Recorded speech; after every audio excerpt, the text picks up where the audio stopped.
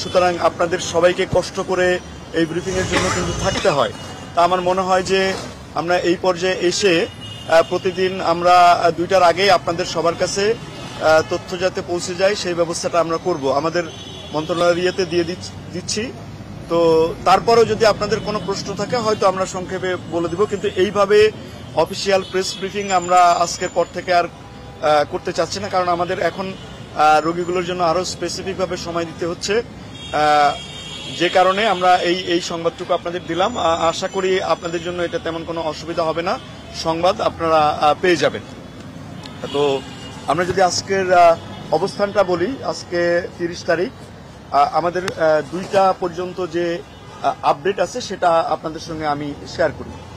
আমাদের আজকে এই মুহূর্তে আমাদের ভর্তি আছে 32 জন রোগী, 32 জন পেশেন্ট আছে। এদের মধ্যে চাইল্ড আছে 27 জন, অ্যাডাল্ট আছে 5 জন। চাইল্ডের মধ্যে 18 জন ফিমেল এবং 9 জন হচ্ছে মেল। আর অ্যাডাল্টের মধ্যে আমাদের ফিমেল 3 জন, মেল 2 জন। আমরা আজকে একজন ফিমেল পেশেন্টকে আমরা ডিসচার্জ করেছি আজকে, যদিও আমরা বলছি যে আমাদের ডিসচার্জের মতো বেশ কিছু রোগী রেডি আছে, কিন্তু যেহেতু পরবর্তীতে ড্রেসিং করতে আসতে হবে সেই জন্য তাদের কমফোর্ট জোনের কথা বিবেচনা করে আমরা হয়তো ধীরে ধীরে রোগীগুলোকে ডিসচার্জ দিব। আর এই মুহূর্তে আমাদের আইসিইউতে আছে 2 জন পেশেন্ট। আমরা গতকালকে কিন্তু বলেছিলাম যে আমাদের আইসিইউতে আছে 3 জন, অর্থাৎ একজন রোগীকে আমরা আইসিইউ থেকে শিফট করে এইচডিইউতে দিয়েছি। এটা আমাদের জন্য একটা ভালো খবর। আর সার্বিক ভালো খবর আমরা যেটা বলেছি যে আমাদের কোনো রোগীকে আমরা আজকেও আমরা কোনো রোগীকে আমাদের হারাতে হয়নি, এটা আমাদের জন্য একটা ভালো খবর, আমাদের সবার জন্য একটা ভালো খবর।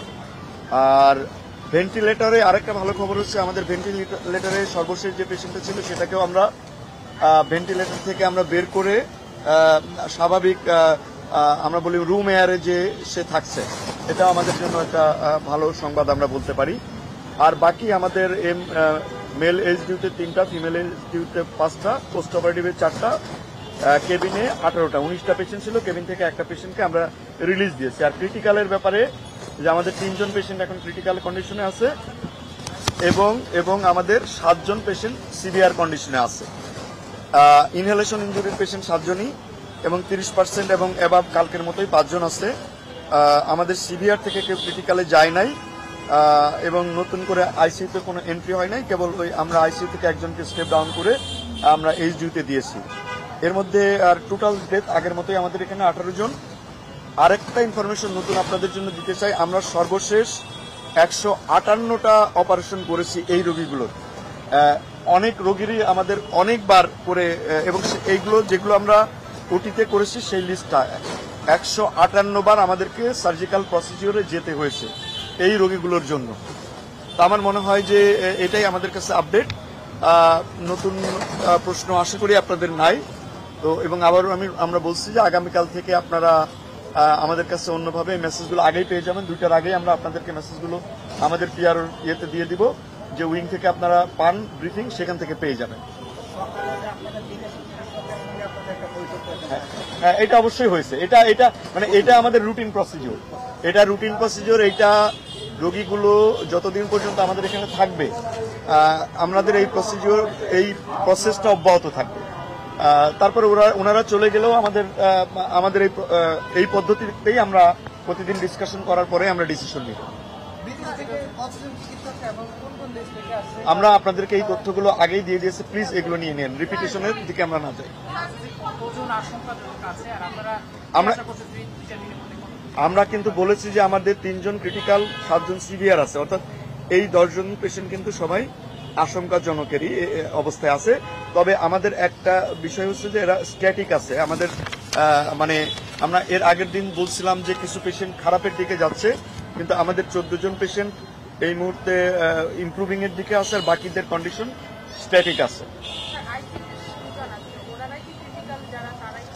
আইসিইউ বাদে আরেকজন পেশেন্ট ক্রিটিক্যাল আছে, যেটাকে ভেন্টিলেশনের বাইরে। তো এখন সবাই তো এখন ভেন্টিলেশনের বাইরে, কিন্তু আইসিইউতে নেই, তাও ক্রিটিক্যালে আছে। কারণ আইসিইউতে আমরা অনেক সময় পেশেন্টকে শিফট করি তাদের সুবিধার জন্যই। আমার মনে হয় যে আর কোনো প্রশ্ন যদি না থাকে আমরা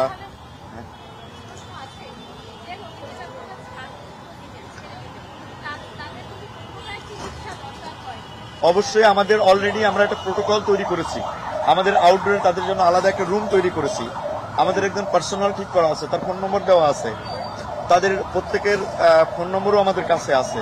সুতরাং ওনারাও মিস করলে আমরা মিস করবো না।